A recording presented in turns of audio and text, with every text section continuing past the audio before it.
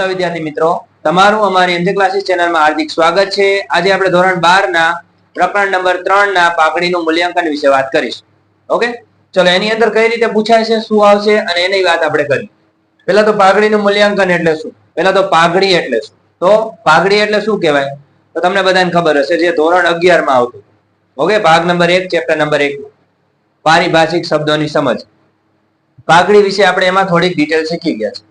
આ ચેપ્ટરમાં આપણે પાઘડી વિશે થોડીક વધારે ડિટેલ શીખશું। ઓકે, પાઘડી એટલે શું? તો તમારી અદ્રશ્ય મિલકત, જે તમને બતાતી નથી, પણ ઈ શું બતાવે છે? તમારી પ્રતિષ્ઠા બતાવે છે કે બજારમાં તમારી પ્રતિષ્ઠા કેટલી છે અને કયા પ્રકારની છે, એના વિશેની માહિતી આપે છે। ઓકે, તો તમારે આ ચેપ્ટરમાંથી 3 માર્કનો દાખલો આવશે, સોરી 4 માર્કનો દાખલો આવશે અને બીજું તમારે થિયરી આવશે, મતલબ એમસીક્યુ અને એક એક વાક્યનો પ્રશ્ન આવશે। તો તમારે આની અંદરના જે મોસ્ટ આઈએમપી પ્રશ્નો હું તમને કહીશ, દાખલા કઈ રીતે ગણવાના એની વાત કરીશું। ઓકે, ચલો જોઈએ। સૌથી પહેલા તમને પાઘડીનો અર્થ આપ્યો છે, જે તમારા માટે મોસ્ટ આઈએમપી પ્રશ્ન છે। પહેલો પ્રશ્ન જે તમારે એમાં પૂછાય છે, દર વખતે આ પ્રશ્ન પૂછાય છે કે પાઘડી એટલે શું? આ પહેલો પ્રશ્ન છે આપણો। હવે આગળ જોઈએ, પાઘડી વિશે પહેલા વાત કરીશું। જો તમને અંદર આપેલું છે કે પાઘડીનું, હમણાં મેં તમને કીધું, પાઘડી એ ધંધામાં બજારની પ્રતિષ્ઠા મૂલ્ય દર્શાવતી અદ્રશ્ય મિલકત ગણાય છે। ઓકે, એક ઈ યાદ રાખવાનો છે। હવે પાઘડી કોણ ધરાવે છે, અથવા તમને એવો પ્રશ્ન પૂછાય છે કે પાઘડીનું મૂલ્ય કઈ રીતે આધાર રાખે છે, કેના ઉપર આધાર રાખે છે? તો આપણે એ પ્રશ્ન પરીક્ષામાં પૂછાય છે કે પાઘડીનો મૂલ્યનો આધાર કેના પર છે?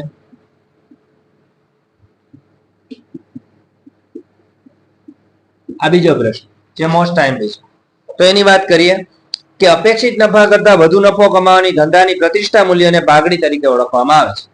ઓકે, તો એમાં એ જ વસ્તુ તમે લખી શકો। અપેક્ષિત નફો એટલે કેવો ખબર છે કે માની લો તમે જે ધંધો કરો છો એવો ને એવો ધંધો કરનારી બીજી પેઢી, પણ એના કરતા તમે વધારે નફો કમાવો છો, એટલે કે અપેક્ષિત એટલે તમે જે તમારી અપેક્ષા રાખી હતી એના કરતા તમને વધારે નફો મળે, તો એ તમારી શું ગણાય છે? પાઘડી। અને પાઘડી એવા વ્યક્તિની જ ગણાય કે જે વ્યક્તિ પોતે ધંધામાં બીજા વ્યક્તિઓ કરતા વધુ નફો કમાતો। ઓકે, હવે એવો પ્રશ્ન પૂછાય છે બીજો કે પાઘડી કોણ ધરાવે છે?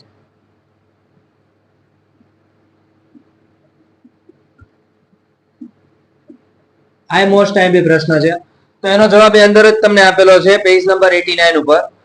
જો જે પેઢી પોતાની પ્રતિષ્ઠા, ખાસ પ્રકારના સ્થિર ગ્રાહક વર્ગ અને અન્ય કારણોસર સામાન્ય પેઢીઓ કરતા વધુ નફો કમાવાની ક્ષમતા ધરાવે છે, તે પેઢી પાઘડી ધરાવે છે। ઓકે, ખાસ ધ્યાન રાખજો। જો પ્રતિષ્ઠા એટલે બજારમાં એની પ્રતિષ્ઠા સારી હોય છે। બીજું કે ખાસ પ્રકારના સંબંધો બધા સાથે, કેમ કે જેમ વ્યક્તિ ઘણો ટાઈમથી ધંધો કરતા હોય તો એના સંબંધો સૌથી વધારે બધા સાથે બંધાયેલા હોય છે। બીજું કે સ્થિર ગ્રાહક, મતલબ જે ગ્રાહક એની પાસે વસ્તુ લેવા માટે આવે બીજે કોઈ જગ્યાએ જાય નહીં, એટલે એના ગ્રાહકો શું હોય છે? સ્થિર હોય છે। ત્યારબાદ એના સિવાયના જો બીજા કોઈ કારણોસર પાઘડી હોય અથવા બીજા કોઈ કારણોસર સામાન્ય પેઢીઓ કરતા વધુ નફો કમાય, તો એ વ્યક્તિ પાઘડી ધરાવે છે। આ એક પ્રશ્ન યાદ રાખજો। બીજું તમને પરીક્ષામાં આવો પ્રશ્ન પૂછાય છે કે પાઘડીના મૂલ્યનો આધાર કેના ઉપર હોય છે? તો પાઘડીના મૂલ્યનો આધાર પેઢીની નફો કમાવાની ક્ષમતા પર હોય છે। એક આ મોસ્ટ આઈએમપી પ્રશ્ન છે। પછી કે જ્યારે કોઈ પેઢી ખોટ કરતી હોય ને ત્યારે ધંધામાં કોઈ પાઘડીનું અસ્તિત્વ નથી, આ પ્રશ્ન પૂછાય કે ધંધામાં પેઢી ખોટ ઉપર ખોટ કરતી હોય ત્યારે પાઘડીનું અસ્તિત્વ હોય? તો ના, પાઘડીનું અસ્તિત્વ હોતું નથી। બીજું આ પ્રશ્ન પૂછાય છે કે પાઘડી પાકા સર્વેમાં કઈ બાજુ અને કયા મથાળા હેઠળ બતાવવામાં આવે છે? તો એનો પ્રશ્ન તમને અંદર આપેલો છે કે પાઘડી પાકા સર્વેમાં મિલકત લેણા બાજુ બિનચાલુ મિલકતના મથાળા હેઠળ બતાવવામાં આવે છે। મતલબ તમને 89 એટલે કે 89 પાના નંબર ઉપર જે તમને પાઘડીનો પેરેગ્રાફ આપ્યો છે એ મોસ્ટ આઈએમપી છે ને એમાંથી જ પ્રશ્ન દર વખતે પૂછાય છે। ઓકે, તો તમારે એટલો પેરેગ્રાફ કમ્પ્લીટ કરવાનો રહેશે। હવે એના પછી જોઈએ આગળ। સૌથી પહેલા હવે તમને જે પ્રશ્ન પૂછાય છે પાઘડીના મૂલ્યાંકનને અસર કરતા પરિબળો,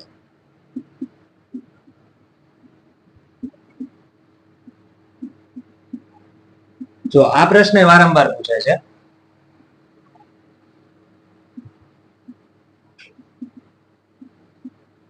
તો આનો જવાબ કઈ રીતે તમારે લખવાનો? તો જો આ પ્રશ્ન તમારો મોસ્ટ ટાઈમ ટિક કરી નાખજો.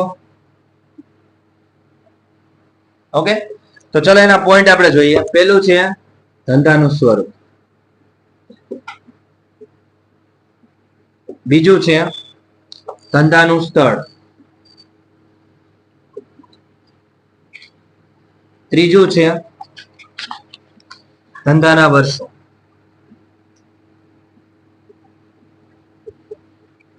ચોથું છે બજારની સ્થિતિ,